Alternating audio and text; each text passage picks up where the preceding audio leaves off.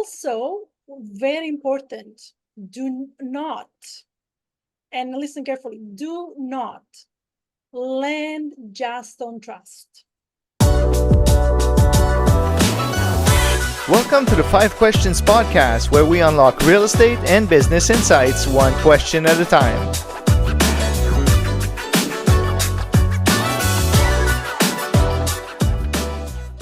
Welcome to the 5 Questions Podcast. I'm your host, Mario Lamar. Our guest today, she has been titled the Private Lending Queen, recipient of the 2012 Women of Worth Award, and is at the head of the Smart Masterclass Private Lending Program. Welcome, Marinella Nicolosi. Welcome to the show, Marinella. Thank you, Mario, for inviting me and for being here. I'm really honored that you have chosen me to be one of your guests. It's going to be a lot of fun, and you have lots of knowledge, so I can't wait to poke your brain for a couple of questions. The concept of the podcast, I ask you 5 questions, and we get straight to the point. Are you ready? Yes, I'm ready. Go for it. Okay, let's start with the first one. Winning the 2012 Woman of Worth Award in the Health and Wellness category is a significant achievement. How did this recognition impact your professional path and your personal philosophy? Yeah, so I've always believed in taking holistic approach in life. And I honestly believe that if you want to thrive, both as an individual, as a professional, and as a real estate investor, you have to take care of your mental health, of your emotional and physical being, of your spiritual self. And so for me, it's really important to find balance in everything I do. And you know, so this is my approach in every for every aspect of my life and for everything that I do. Very good. That's you need, actually, you're right. You need to be balanced in everything you do. You cannot just do work, work, work and burn yourself out. So I agree 100%. You need to Yeah, take you care of burn yourself. yourself out if you don't find balance and you find time for yourself. Sooner or later, you are going to burn out. Yeah. So that brings us to our question number 2. Uh, Private lending, it is your subject, but private lending can be very complex and daunting for many. What advice do you have for someone looking to get started, maybe in private lending within the real estate sector? Yeah, sure. So I believe that private lending is a challenging strategy. And I feel that many people didn't think that it's just simply lending money and receiving a return. It's not quite as straightforward as you may think. Often people, I would say, they underestimate the intricacy of the strategy. Um, in the last couple of years, we have witnessed like tremendous hardships in the real estate community, where a lot of private lenders, including myself, have experienced some capital loss or have lost thousands of dollars. And I can tell you that in some fraudulent cases, there have been investors that have lost millions of dollars. So my advice would be to get educated first. You need to understand the lending process. You need to learn how to implement a risk mitigation strategy. You need to learn how to screen borrowers and how to vet deals. Also, very important, do not, and listen carefully, do not lend just on trust. A lot of people I've seen doing this, trust is out of the equation now. You cannot trust anybody anymore. So, and I can tell you from personal experience, I had to start a legal proceeding on a borrower who I inherited from a mortgage broker who I trusted and who assured me that they did a thorough vetting process on the borrower. What it turns out is that this borrower was completely incompetent. He had no management, problem solving, or even communication skills. He didn't know how to deal with the lenders, or he couldn't even come up with a repayment plan. So I had to take the legal route. Right. Now, you don't want to put yourself as a lender in a vulnerable position where the borrower basically calls all the shots and you have no idea of what is happening or what you're getting into. So I want you to understand that you need to be in charge of your investing. You need to be in charge of over your investments. You have to have control. And also you also want to have negotiation power. Because when you deal with the borrower, you have to negotiate. You need to understand. You need to ask the right questions. So education is power.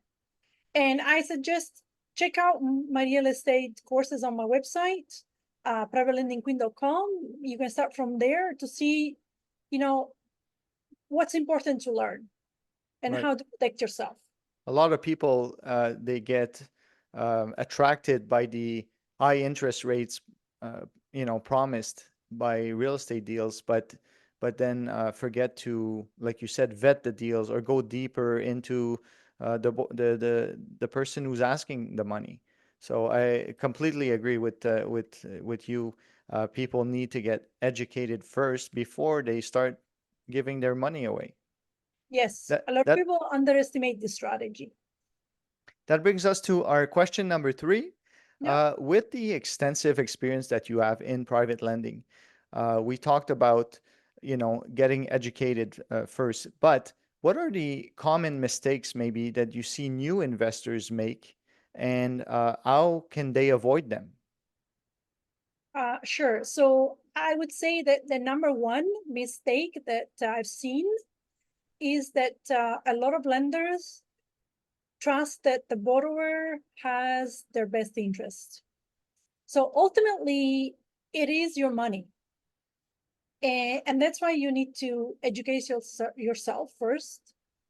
But you also have to need to educate yourself enough so that you know which investment is best for you and how to protect it, how to approach it. I would say the number two is that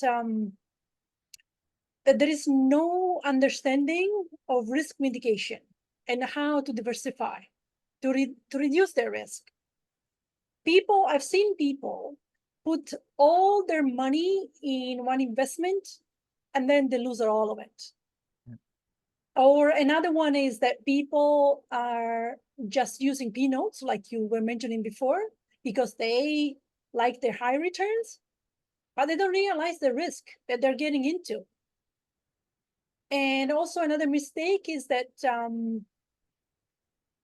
I've seen a few investors who overextend themselves and they maximize their HELOCs, which are home equity line of credits or any line of credit. And then they struggle with their interest payments because the borrower does not send their monthly payments, is defaulting, or they don't receive their initial capital back. Right. So I would say that the best approach is to invest what you feel comfortable losing. And honestly, invest what will not put you in a detrimental financial position. So because if you lose everything, you won't be able to continue to move forward. So you want to be able to move forward in a way that you can still do some investing, even if you lose some of your capital. So think carefully before you lend your money out and how much you lend out as well.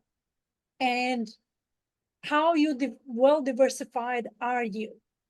Don't put Okay, your eggs all in the same basket. exactly. Yeah. All right, that brings us to our question number 4.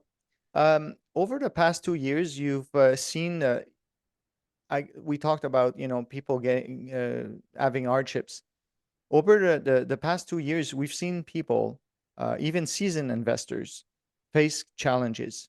Some even going belly up. Yeah. Um, how has this trend impacted first private lenders? How are the common reason? What are the common reason behind these failures? But most importantly, how can private lenders use a strategy to protect themselves against such times? So it's a long question, but divided in maybe 3 sections. Yeah, that's a great question, and actually great questions in general. Yeah, absolutely. We have seen quite a few, actually quite a lot, investors who struggled in the last couple of years, and some of them and even have even gone bankrupt. Um, so I would say that some of the challenges that many of us, so many borrowers are facing, first of all, is the state of the economy, which is very unpredictable economy. We have high interest rates still, and we have seen a small decrease from the Bank of Canada of just 0.25, but that's not nearly enough. And so we're still seeing a stagnant housing market, and there is no much sales going on. And there is lack of liquidity because a lot of investors have lost their money or they're stuck. So I've also seen that many of these investors, many of these borrowers have gone on a shopping spree at the wrong time. They bought lots of properties, they have lots of projects going on, but all at once. And it all happened when the economy it's not strong. And so what happens is that when you put all these factors together, it becomes like a disaster, which we have witnessed in the last couple of years. So, but also many of these factors are unpredictable. So sometimes, as much as you want to do your due diligence, and you have to always do your due diligence, there are some things that you cannot predict. Like, for example, COVID. Who would have thought that we had a pandemic and it came all of a sudden? And after that, everything went downhill. And we still Absolutely. haven't recovered. We still haven't recovered. So you always have to stay up to date with the economies, how the economy is doing, what the real estate markets trends are, and of course, always do your due diligence. But I also want to add that many of these borrowers are seasoned investors, and they're very knowledgeable, and they're trying to do their best to find solutions because they want to protect their investor capital, and also they want to pay them back. So it's important to understand that as a lender, you also have the responsibility to work with your borrower. And you want to find a solution together so that you help them, going through these challenging times, and you also get your money back, right? You want to be paid back. And because you want to avoid legal action. You don't want to get to court. The legal process is long and it's costly. It can cost all the way up to $25,000 and more just to recover your money. And yeah, this is just, it's very expensive. And very often you don't even recover all your money. So I highly recommend to always collaborate with your borrower, understand what they stand and understand the factors, understand that if they don't have the money now, they might have it in 6 months. or in 1 year because the economy is different, because they are able to sell their units, because they're able to refinance. So yeah, there is a lot of factors that are contributing to all the problems that we have seen. So be patient as well, and let's hope that we are able to move from this time as quick as possible. Well, from what I get from your answer is very, you got to work, like you said, with your borrower. Um, but first, you need to understand the borrower. Maybe, how many projects does he have on the go before you start investing with that Yes. borrower. You need to understand the complete picture to make sure you're not taking extra risks of, you know, him getting over leverage. And then, if Yeah. there is a hiccup, try to work together to find a solution, Yes. not jump, and the two arms screaming in the air. Uh, the first thing that you do. So try to work with that person if there is a hiccup that happens. Very good insights. Thank you very much for your knowledge. It brings us to our fifth and last question, and we talked about getting education. So your Smart Masterclass program has been a game changer for many people. I know. Can you tell us about the courses, what the benefits are for both for maybe beginners and advanced investors? Yes, I have to say that I'm really proud of the Smart Masterclass, because like you said, it has been a game changer for many investors, many people. And if you go on my website, privatelendingqueen.com, you see our testimonials, and they just speak for themselves. Um, you have been one of my students, so you know the care that I take, and the attention that I put into not only my courses, but also the whole community of investors that I built after people take my course. Yeah. So the Smart Masterclass now comprises two courses. One is the real estate investing due diligence, and the new course is the Become a Capital Magnet. Now, the real estate investing due diligence is tailored for both beginners and seasoned active investors. In this course, basically, as a beginner, you learn how to implement the due diligence process, how to protect your investment, how to build a risk management strategy, and also it puts you in a position of power instead of vulnerability. Like, you don't want to be vulnerable and at the mercy of the borrower, right? So you want to know exactly what you're getting into. And as a borrower or as a seasoned investors, if you take the due diligence course, the real estate investing due diligence course, you basically learn how to protect your lenders. That's one. How to protect their investment, because that's what lenders want. They want to see that the borrower takes responsibility for their money. Yeah. You want to distinguish yourself from others. So this course will help you to distinguish yourself from others, and not only attract lenders, but also how to retain them for a long period of time, right? Because as you continue grow as a borrower, as a real estate investor, and build up your portfolio, you want to have good relationship with your lenders so that they continue funding your projects. And if you treat them well, if you know what is important for them, then you will retain them for a long period of time. Yeah. When it You don't want to work with them just for one deal. You want to work with them for 10 years.